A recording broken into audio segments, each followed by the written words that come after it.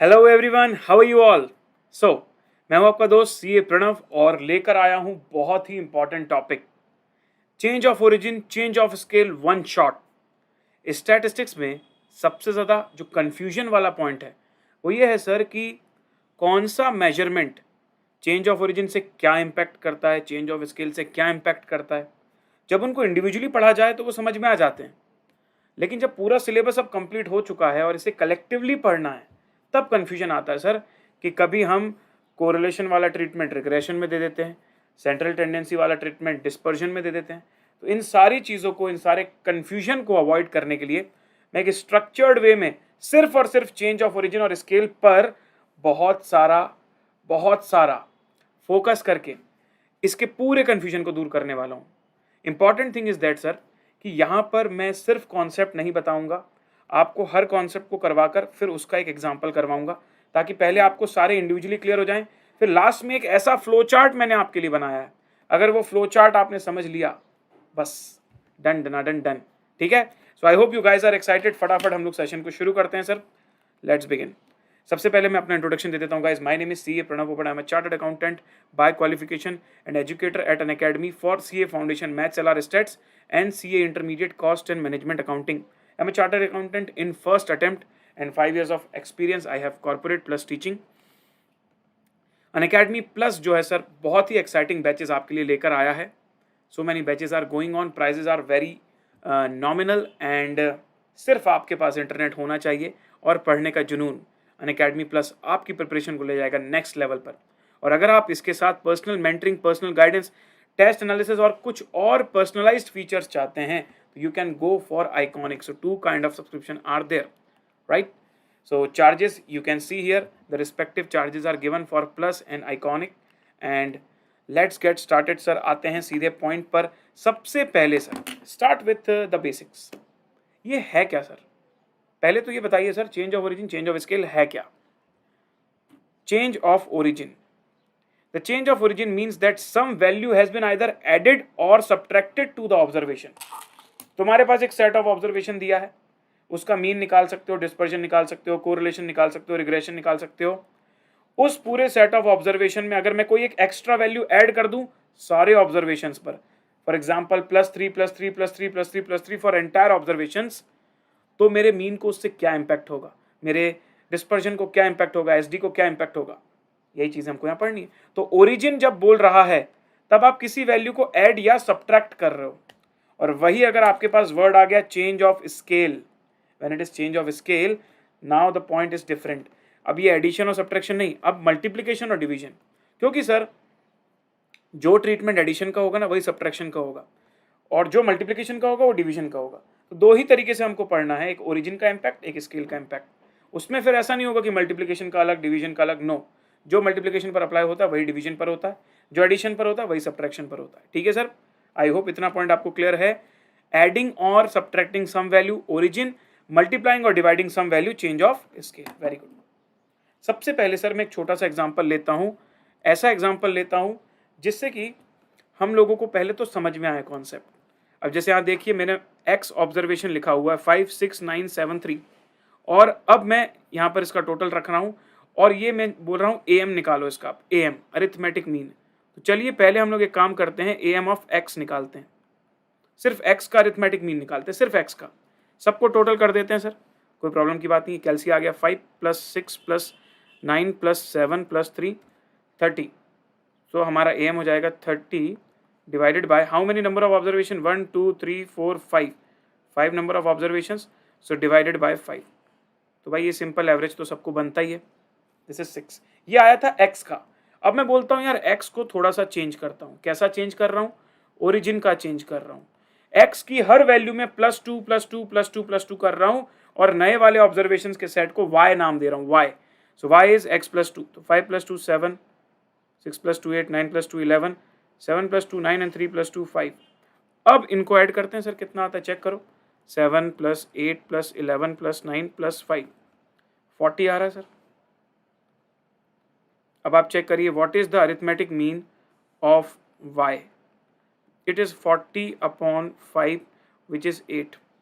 क्या आपने कुछ ऑब्जर्व किया? आपने अपने x को +2 किया ना, तो जो x का मीन आ रहा था 6 वो इंक्रीज होकर अब y का मीन बन गया 8।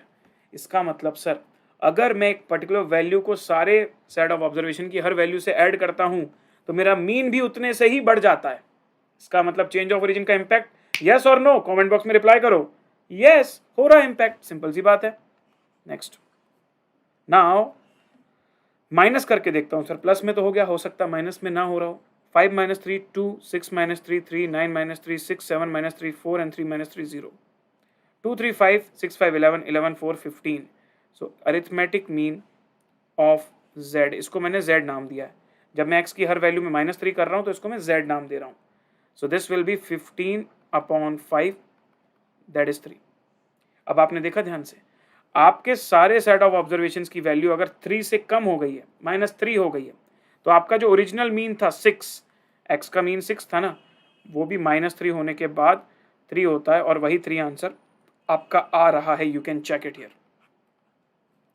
आई होप आपको दिमाग में ये बात गई है, और अगर दिमाग में ये बात गई है तो कमेंट बॉक्स पर दिमाग की बत्ती की बटन प्रेस कर दीजिए अभी के अभी, right now. This is change of origin. क्या किया? प्लस और माइनस। अब यही सेम टाइप का ट्रीटमेंट हम करके देखते हैं मल्टीप्लिकेशन और डिवीजन के साथ। तो नाम मैंने बदल दिया, अब ये हो गया scale. y = 3x, z = x/2। तो एक बार मल्टीप्लाई करके चेक करूंगा, एक बार डिवाइड करके चेक करूंगा। सो x, पहले तो x का टोटल निकाल देता हूँ, I mean am of x निकाल देता हूँ। am ऑफ x, इस बार मैंने ऑब्जर्वेशन चेंज कर दिया ना, तो am ऑफ x मेरा हो जाएगा 10 + 12 + 18 + 14 + 6, दैट इज 60। ये हो जाएगा 60 divided by 1 2 3 4 5, that is 12। am is 12, इसका am आया 12।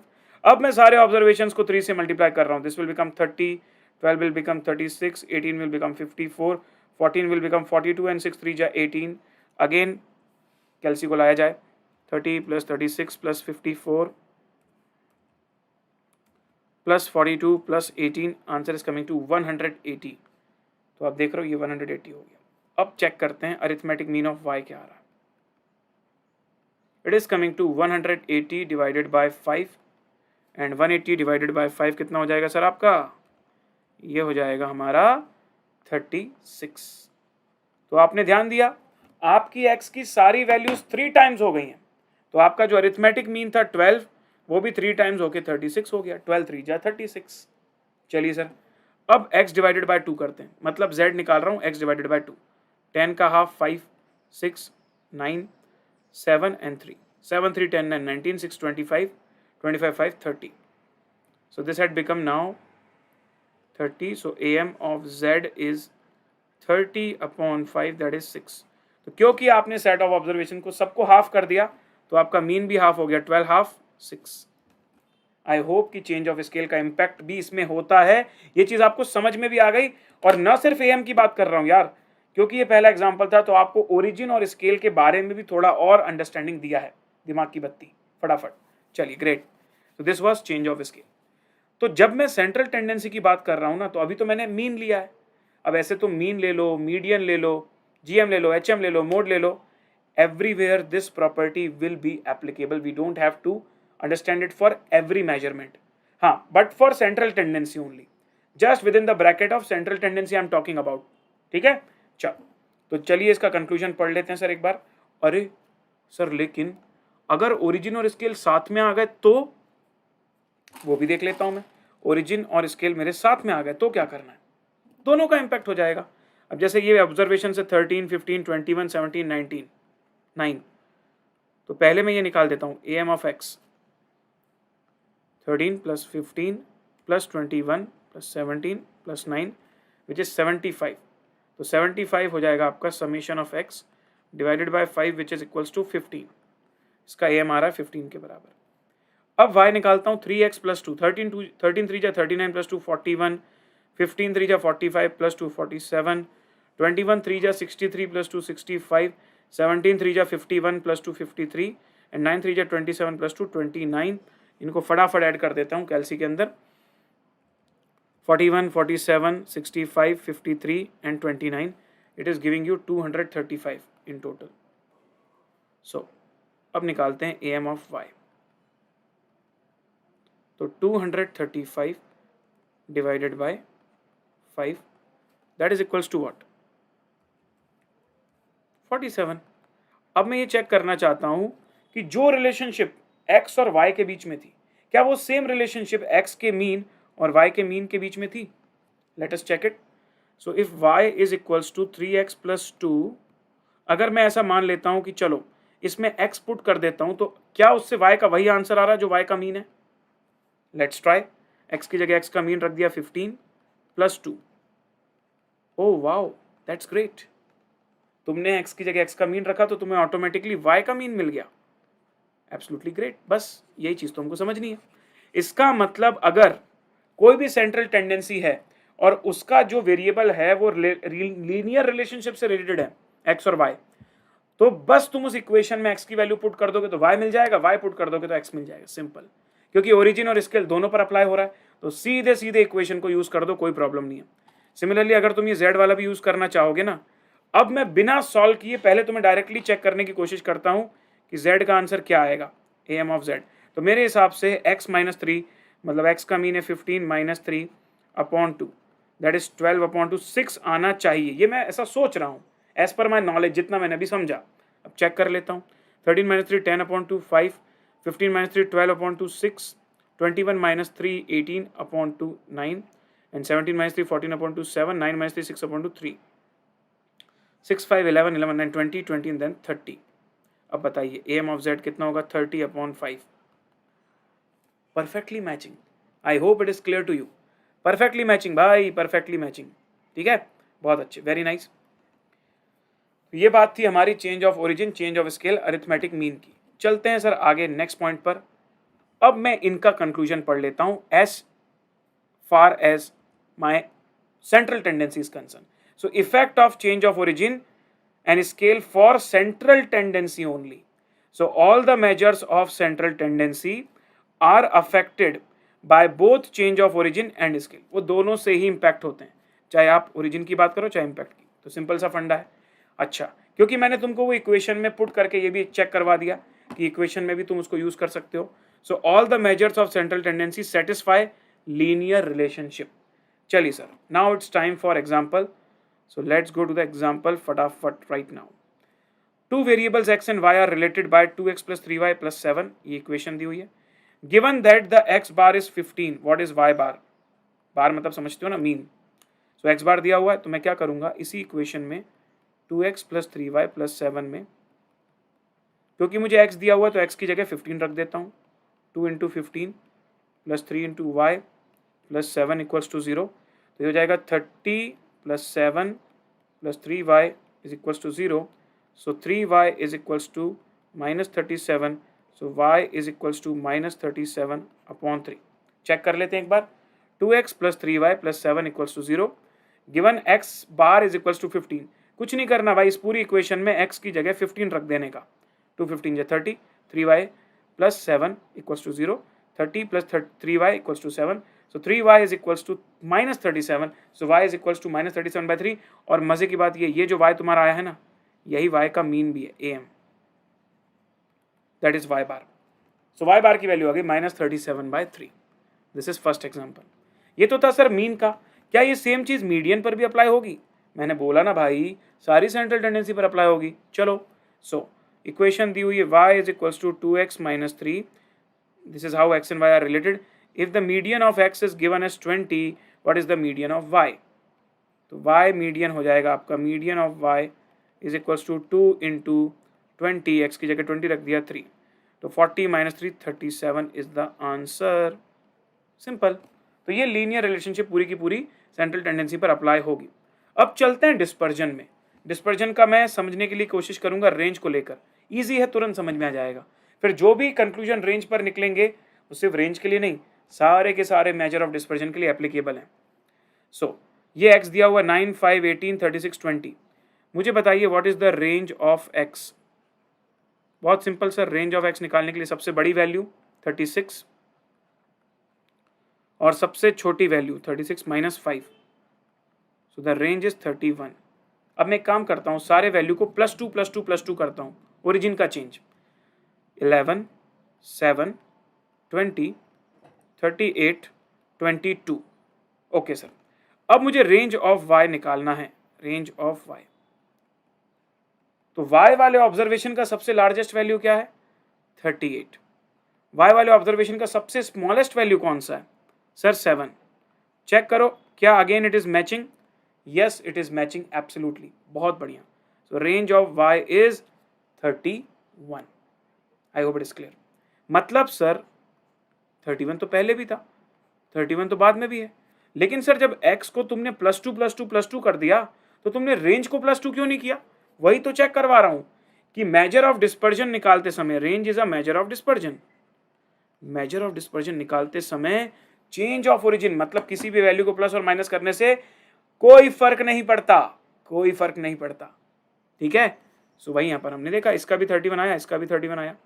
शायद माइनस से पढ़ता हो, मैंने पहले भी सिखाया है, जो चीज़ प्लस के लिए अप्लाई है वही माइनस के लिए अप्लाई है, चेक कर लो। 9 - 3 6, 5 - 3 2, 18 - 3 15, 36 - 3 33, 20 - 3 17। सो range of Z largest value आप लोग देख लीजिए, 33 दिख रही है मुझे, स्मॉलेस्ट वैल्यू 2 दिख रही है, अभी भी देखो 31।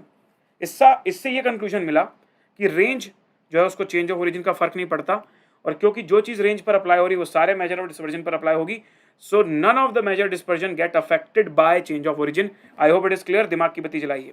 Now next example, change of scale of range. Multiply करता हूं, 10 8 18 14 12। सबसे पहले तो रेंज ऑफ एक्स निकाला जाए, सबसे बड़ी वैल्यू है 18 और सबसे छोटी वैल्यू यहां मुझे नजर आ रही है 8, आंसर इज 10, रेंज आया 10। अब सभी को 3 से मल्टीप्लाई कर देता हूं, 30 24 54 42 36। नाउ रेंज ऑफ वाई निकालकर चेक करते हैं सर।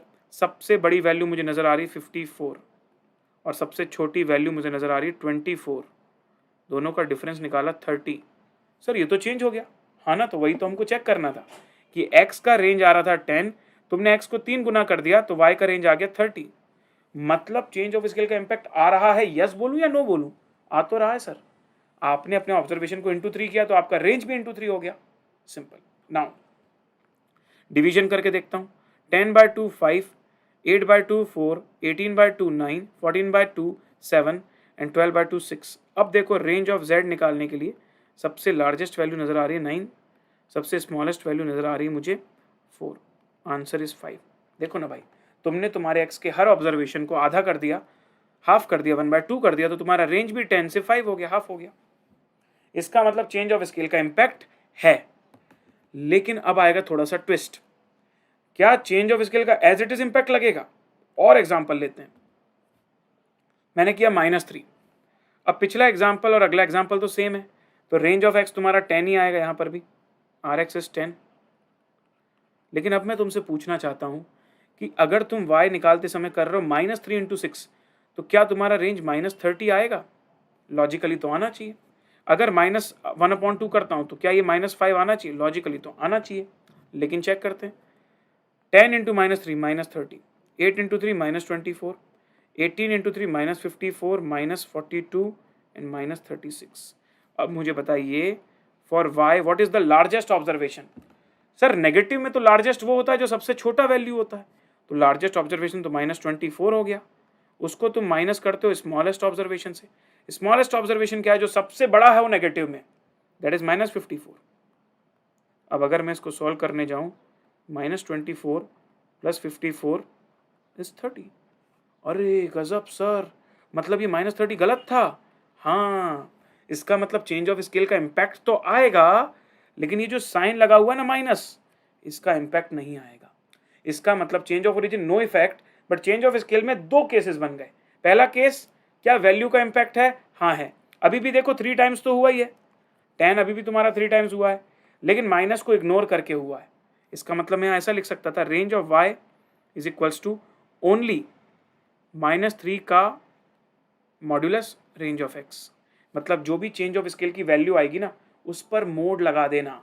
मतलब अगर वो नेगेटिव हो तो भी पॉजिटिव रखना, पॉजिटिव हो तो भी पॉजिटिव रखना। यही इंपॉर्टेंट पार्ट था डिस्पर्जन का।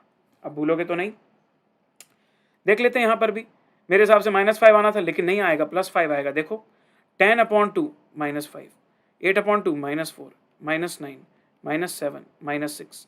अब देखो तुम z निकालते समय रेंज ऑफ z, सबसे बड़ी वैल्यू है -4 और सबसे छोटी वैल्यू कहलाएगी तुम्हारी -9। तो -4 -9 मतलब -4 + 9, आंसर इज +5। ये आ गया उत्तर तुम्हारा 5, जबकि हम तो सोच रहे थे -5। इसका मतलब ये नेगेटिव कभी होगा नहीं।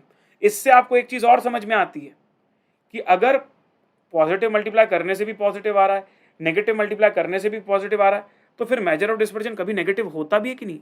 कभी नहीं होता। क्यों? क्योंकि मेजर ऑफ डिस्पर्जन है दूरियां, और ये दूरियां कभी नेगेटिव हो नहीं सकती। ठीक है ना? दूरी तो दूरी होती है ना, नेगेटिव पॉजिटिव थोड़ी होती है। बस ये आ गया इसका conclusion. Effect of change of origin and scale for dispersion. All the measures of dispersion are unaffected by change of origin. सारे सारे no effect. लेकिन for change of scale, measure of dispersion is affected by magnitude. Sign को छोड़कर जो value बचता है ना उसको मैग्नीट्यूड बोलते हैं, एब्सोल्यूट वैल्यू, साइन को इग्नोर करते हुए, but not sign. So measure of dispersion can never be negative. मतलब तुमने ये तो बोला कि स्केल इफेक्ट करेगा, लेकिन partial, without sign, only the magnitude value. I hope ये बात समझ में आई। दिमाग की बत्ती जला दीजिए quickly. Perfect sir. So if the relationship between x and y is given by this equation, और रेंज ऑफ एक्स गिवन है, तो रेंज ऑफ वाई कैसे निकालोगे? अब आएगा ना असली मजा। एग्जाम्पल करते हैं सर। तुम्हें दिया हुआ 2x + 3y 10। पहले तुमको सीखना पड़ेगा। क्या होता था सेंट्रल टेंडेंसी में, ओरिजिन स्केल दोनों का इंपैक्ट है, तो सीधे इक्वेशन यूज कर देता था मैं। डिस्पर्जन में ऐसा नहीं कर सकता। मुझे पहले इस इक्वेशन में से ओरिजिन का चेंज अलग निकालना है, स्केल का चेंज अलग निकालना है। उसके लिए तुम इसे स्टैंडर्ड फॉर्म में लिखो। स्टैंडर्ड फॉर्म मतलब y = a + bx, मतलब y को लेफ्ट हैंड साइड में लाओ, तो 3y = 10 - 2x। सो y = 10/3 - 2/3। मतलब तुमने क्या लिखा है? y की वैल्यू को इन टर्म्स ऑफ x लिख दिया है। अब देखो ये जो 10/3 है ना तुम्हारा, ऐड हो रहा है, दिस इज ओरिजिन। ये -2/3 तुम्हारा x के साथ मल्टीप्लाई में है ना, this is change of scale. अब अगर तुम्हें रेंज ऑफ y निकालनी है तो 10/3 को तो तुम इग्नोर कर दो पूरी तरीके से, लेकिन ये -2/3 को लेना पड़ेगा into range of x। But क्योंकि तुम्हें याद आया, अरे मुझे तो सिर्फ एब्सोल्यूट वैल्यू लेनी है, मुझे तो सिर्फ मैग्नीट्यूड लेना है, तो -2/3 को भी मॉड्यूलस लगा दो। So it will B 2/3 into range of x given है 15, 3 5 = 15, 5 2 = 10। Answer is 10। समझ में आई बात? परफेक्ट है। तो सेंट्रल टेंडेंसी में थोड़ा आसान था क्योंकि तुम सीधे इक्वेशन में पुट कर देते थे, लेकिन डिस्पर्जन के केस में क्या है कि सिर्फ हमें स्केल का इंपैक्ट लेना है, तो इक्वेशन को ऐसे फॉर्म में कन्वर्ट करना पड़ेगा कि स्केल का इंपैक्ट सेपरेट निकाल सकें हम, ताकि प्रॉब्लम ना आए। ठीक है, चलो चलता हूँ नेक्स्ट स्लाइड की तरफ। Here we go, next slide. If the relationship between x and y is given by this and mean deviation is 5.4, what would be the mean deviation of y? अब समझो मीन डेविएशन में आ गया मैं, वो भी तो मेजर ऑफ डिस्पर्जन है, तो वहां भी यही रूल लगेगा। तो सबसे पहले इक्वेशन को तुम y के फॉर्म में लिख दिए, 3y = -11 - 4x। अब y को तुम लिख दिए -11/3 - 4/3x। ठीक है, चेंज ऑफ ओरिजिन हो गया तुम्हारा ये -11/3, और चेंज ऑफ स्केल तुम्हारा हो गया -4/3। तो अगर तुम्हें मीन डेविएशन ऑफ y निकालना है, मीन डेविएशन ऑफ y, तो तुम करोगे -4/3 मीन डेविएशन ऑफ x। फिर तुम्हें याद आएगा, अरे ये तो मेजर ऑफ डिस्पर्जन है, स्केल के साथ साथ सिर्फ मैग्नीट्यूड लेना है, साइन को नहीं लेना है। तो ये हो जाएगा only 4/3 into mean deviation of x which is 5.4। तो क्या हो जाएगा भाई? कैलकुलेट करें कैलकुलेटर में, ये लीजिए 5.4 इंटू 4/3, आंसर इज 7.2।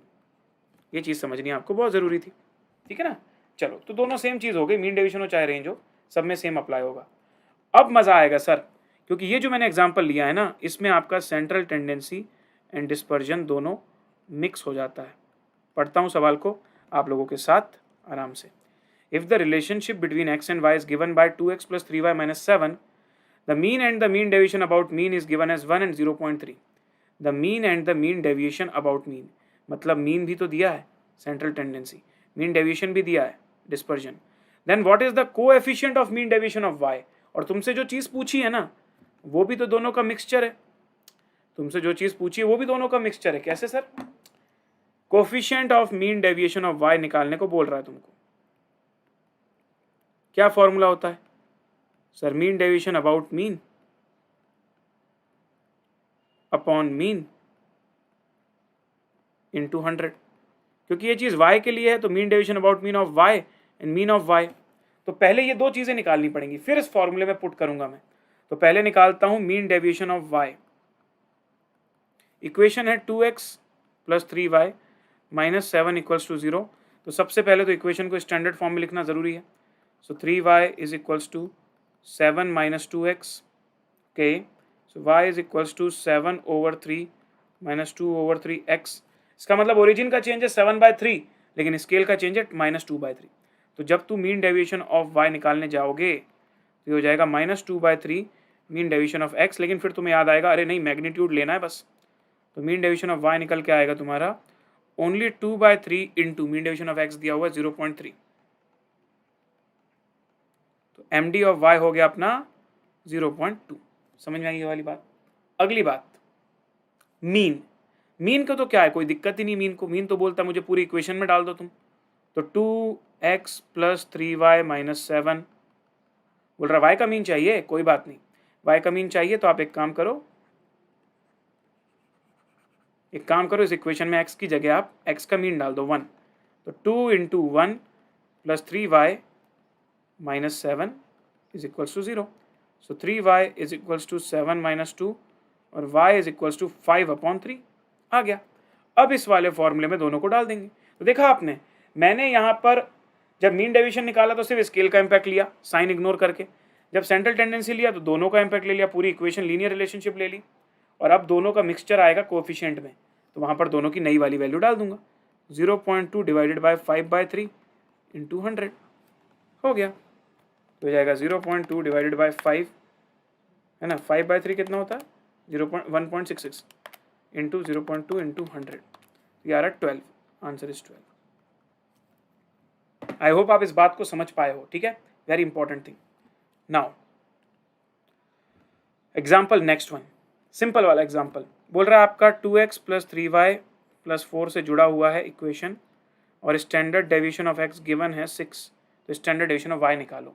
कुछ भी नहीं भाई, standard form -4 minus 2x y minus 4/3 minus 2/3x। तो एस डी ऑफ y निकालने के लिए तुमको करना होगा -2/3 एस डी ऑफ x, लेकिन मॉड्यूलस लगाकर। Basically it will B 2/3 into 6। 3 2 6, 2 2 4। Answer is 4। I hope you got this. Now if x and y are related by y equals to 2x plus 5 and SD and AM of x is 5, what is the coefficient of variation of y? फिर से mix किया मैंने। जब तू relative major of dispersion निकालता है, coefficient of variation, ये सब तो mix of central tendency and dispersion है ना, क्योंकि वहाँ पर तुम्हारा मीन भी डिवाइड होता है। तो चलो भाई, coefficient of variation of y निकालने का फॉर्मूला होगा S D of y upon AM, मतलब y बार इंटू 100। तो दो चीज़ें निकालनी होगी, पहले एस डी ऑफ y फिर y बार। एक काम करता हूँ, पहले y बार निकालता हूँ। सो y is equals to 2x plus 5, already standard form में है। तो y बार हो जाएगा मेरा 2 into what is AM of x 10 plus 5 25, ये मिल गया मुझे y बार।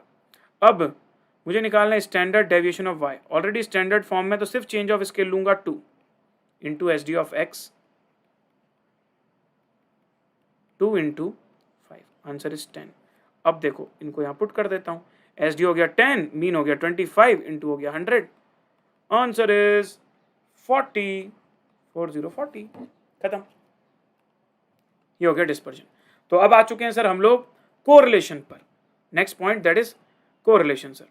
Very good. तो डिस्पर्जन में तुमने समझ गया ना, डिस्पर्जन में क्या किया हमने, डिस्पर्जन को देख लो एक बार। ये चीज करी हमने, unaffect by change of origin, affected by scale but without sign.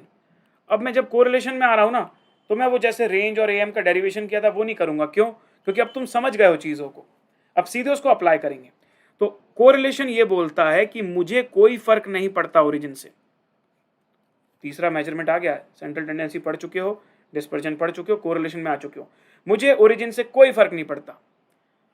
अच्छा, दूसरा कोरिलेशन कोफिशिएंट बोलता है कि मुझे वैल्यू ऑफ स्केल से भी कोई फर्क नहीं पड़ता, मतलब दोनों से फर्क नहीं पड़ता, लेकिन बोल रहा है कि जब तुम्हारी चेंज ऑफ स्केल के साइन डिफरेंट डिफरेंट होंगे ना दोनों वेरिएबल के, तो मेरा साइन कोरिलेशन का बदल जाएगा। अब बच्चे कंफ्यूज हो जाते हैं यहाँ पर, साइन चेंज होंगे मतलब correlation is a bivariate data, bivariate measurement. Bivariate measurement में एक्स या वाई नहीं होता, एक्स और वाई साथ में होते हैं। क्योंकि दोनों साथ में होंगे तो जब तुम चेंज करोगे तो दोनों को चेंज करोगे। अगर दोनों को चेंज करते समय दोनों का चेंज ऑफ स्केल का साइन अलग अलग है, ओरिजिन से तो मतलब ही नहीं है। दोनों को चेंज करते समय दोनों का चेंज ऑफ स्केल का साइन अगर अलग अलग है तो तुम्हारा कोरिलेशन का सिर्फ साइन बदलेगा। मान लो दोनों नेगेटिव चेंज ऑफ स्केल है तो कोई प्रॉब्लम नहीं, दोनों पॉजिटिव चेंज ऑफ स्केल है तो कोई प्रॉब्लम नहीं। अगर डिफरेंट है, एक प्लस और एक माइनस, तो प्रॉब्लम होगी। सर नहीं समझ में आया, बेटा एग्जाम्पल देखेगा समझ में आ जाएगा, देख ले। If the correlation coefficient between x and y is given है 0.8। अब बोल रहा है given the equations are this, मतलब तुम तुम्हारे u को v बना रहे हो, ध्यान से देखो u को v, इसलिए तो लास्ट में क्या पूछ रहा है, find the value of r u v। तो r u v बन रहा है r x y से, तो r x y कन्वर्ट हो रहा है r u v में, मतलब x कन्वर्ट हो रहा है u में और y कन्वर्ट हो रहा है v में। पर कैसे? इस इक्वेशन से। तो पहले इस इक्वेशन को डिकोड करते हैं, u के फॉर्म में लिखते हैं, y के फॉर्म में नहीं, u के फॉर्म में। तो 2u plus 3x plus 4 equals to 0, तो u इक्वल्स टू हो जाएगा तुम्हारा 2u इक्वल्स टू हो जाएगा -4 - 3x, तो u की वैल्यू हो जाएगी -4/2 -3/2x। ओरिजिन का तो कोई इंपैक्ट ही नहीं है, स्केल की 3/2 का भी कोई इंपैक्ट नहीं है। डिस्पर्जन का उल्टा चलता है, डिस्पर्जन बोलता है मुझे स्केल की सिर्फ वैल्यू से मतलब है, कोरिलेशन बोलता है मुझे सिर्फ साइन से मतलब है। So negative change of scale, बस ये लिख देता हूँ मैं, सिर्फ साइन से मतलब है मुझे। अब दूसरी इक्वेशन लेता हूँ y वाली। So 4v plus 16y plus 11 equals to 0। So your v will be 4v will be -16y -11, so v will be -16y upon 4 -11/4। Your change of scale is -4, negative 16/4 मतलब -4, तो यहाँ भी नेगेटिव चेंज ऑफ स्केल हो गया, समझ रहे हो आप? तो सर दोनों के change of scale negative negative है, तो मतलब मैं साइन बदल दूं ना। क्यों बदलोगे, सेम साइन है ना। जब तुमने u को लाया, मतलब x को कन्वर्ट किया u में, तब भी नेगेटिव चेंज ऑफ स्केल था, चेंज ऑफ स्केल का साइन नेगेटिव था। जब तुमने y को v बनाया तब भी चेंज ऑफ स्केल नेगेटिव था, दोनों सेम साइन, कोई दिक्कत नहीं है, सेम साइन है तो तुम्हारा कोरिलेशन नहीं बदलेगा, इट विल रिमेन सेम 0.8। अब क्वेश्चन में थोड़ा सा ट्विस्ट लेकर आते हैं, इसी क्वेश्चन में थोड़ा सा ट्विस्ट लेकर आते हैं, इक्वेशन को थोड़ा सा ट्विक कर दिया मैंने। 2u प्लस 3x प्लस 4 0, तो 2u की वैल्यू हो जाएगी -3x -4 और u की वैल्यू हो जाएगी -3/2x -4/2।